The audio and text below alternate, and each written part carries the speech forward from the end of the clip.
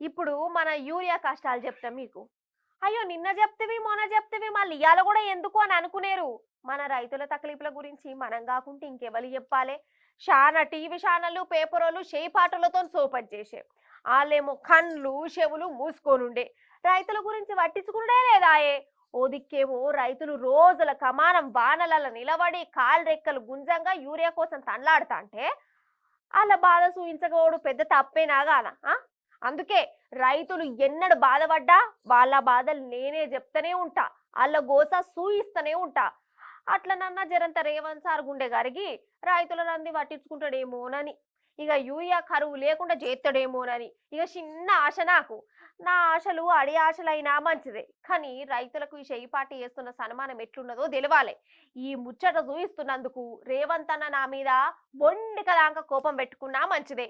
రైతుకు న్యాయం జరగాలే. వాళ్ళ బాధలు లోకానికి తెలవాలి గంతే. అగో చూసిరా కిలోమీటర్ల పొడుగుత లైన్లు, ఇంకా వెనక పెద్ద లైనే ఉన్నది. ఇది ఒక్క ఊర్లోనే కాదు, ప్రతి ఊర్లో గిదే కథ, గిదే రామాయణం. ఇటు చూడు రోదికు జోరు వాన గుర్తునే ఉన్నది. అయినా రైతుల వానకు దడుచుకుంటా సలిగ్ గజ్జ గజ మరుక్కుంటా యూరియా బత్తల కోసం ఎదురు చూస్తాన్లు.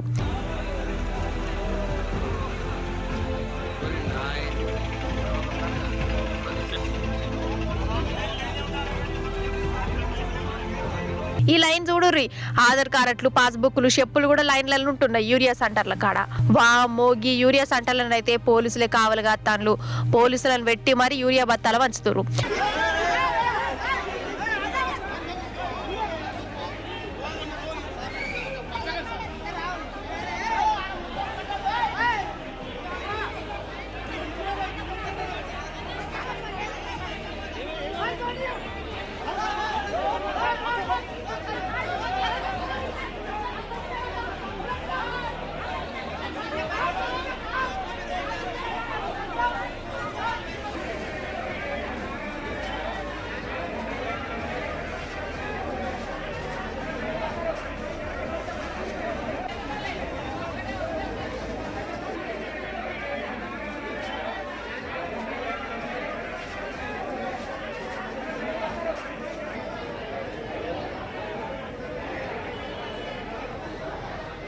ఇలా 15 రోజులైంది నాటేసి 6 ఎకరాలు ఒక్క బస్తా ఊళ్ళో కూడా దొరకలేదు.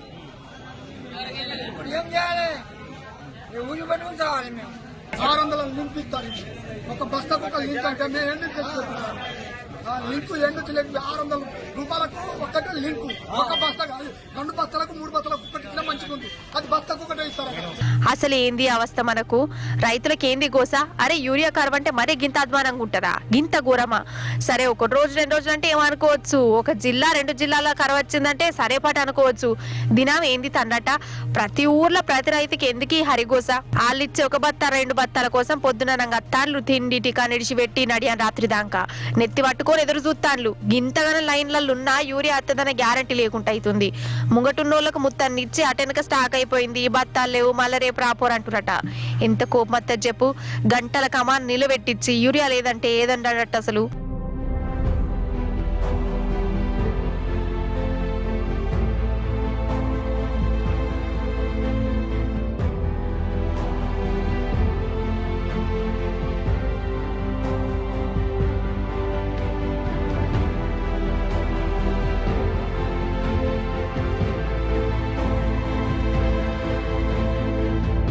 ఇంతమంది కిలోమీటర్ దూరం నుంచి లైన్ కడుతున్నారు. పొద్దున 4 గంటల నుంచి ఇప్పటి వరకు సంచులు లేవంటే ఎంత అన్యాయం ఇది. వర్షాలు పడుతున్నాయి, నాట్లు వేసుకున్నారు, పెట్టుబడులు పెట్టుకున్నారు.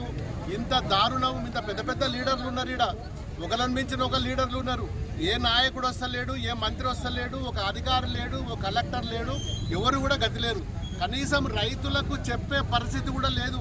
పలాని లారీ పలానాడు వస్తుంది, పలాని ఊరికి వస్తుంది చెప్పే పరిస్థితి లేదు.